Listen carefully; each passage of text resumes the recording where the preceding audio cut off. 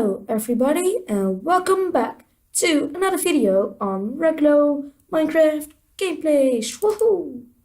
So today we are gonna be talking about this thing over here, well, behind me. I call it my homemade anvil launcher. So let's quickly put that back on.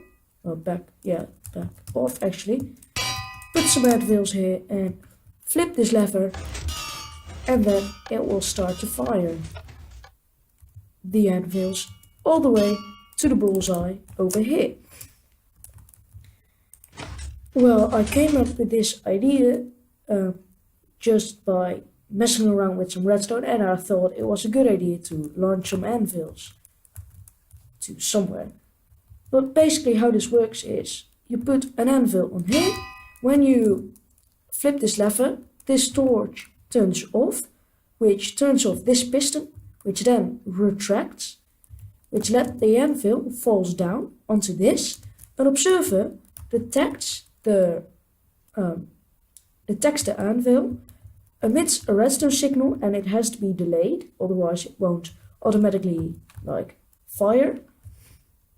And then it will bring a redstone signal to here, one tick to this one, and 2 ticks to just extend, so that it will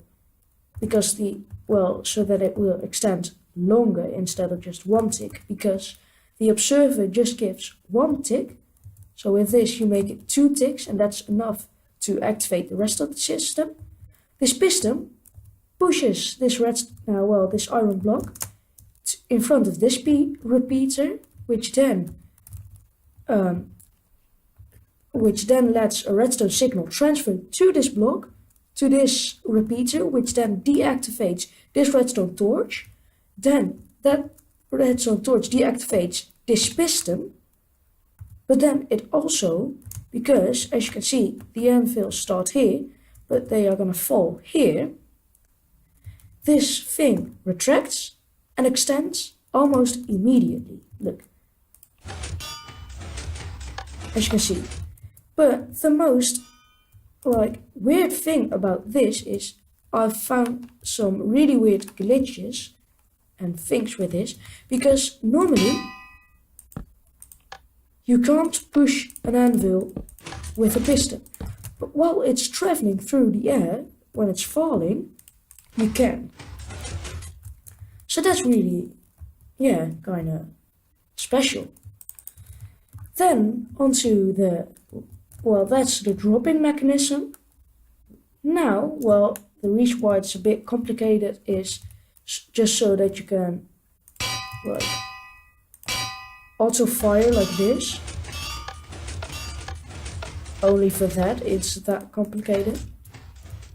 So yeah, that's the reason why it's so complicated. But now onto the real launching system. That's this thing, this little part over here.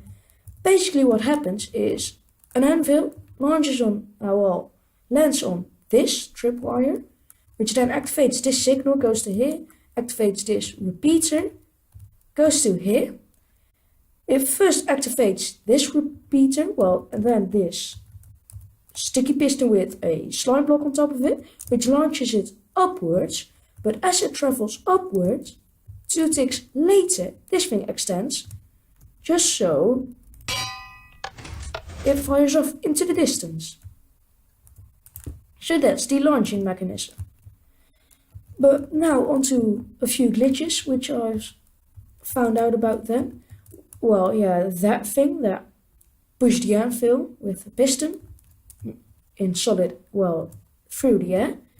But also, so when you delay this one by just 1 tick and then fire an anvil, it eventually does some really weird stuff, that it looks like it's traveling to there, but then it's glitching to here again. So that's really weird. So let's quickly stop that.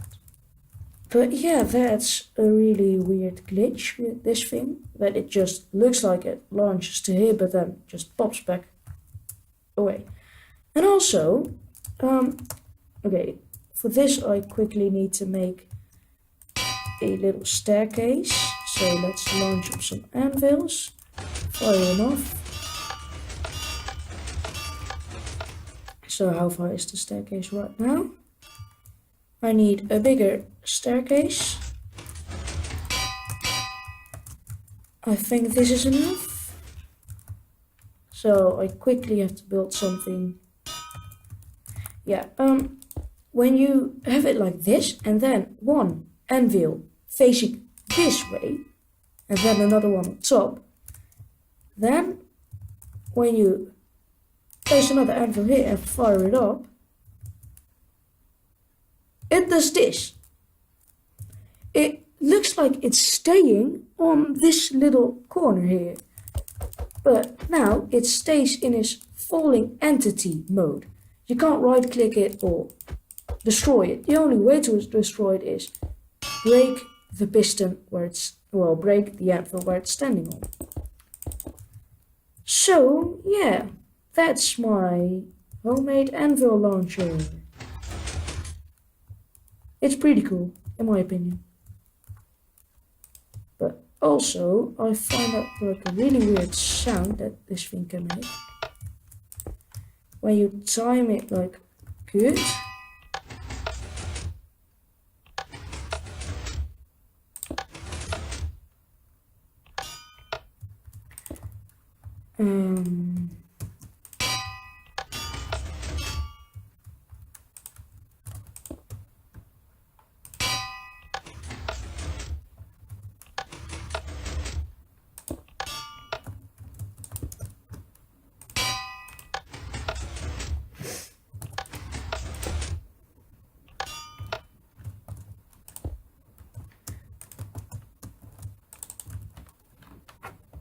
But yeah, that's all I've got time for today.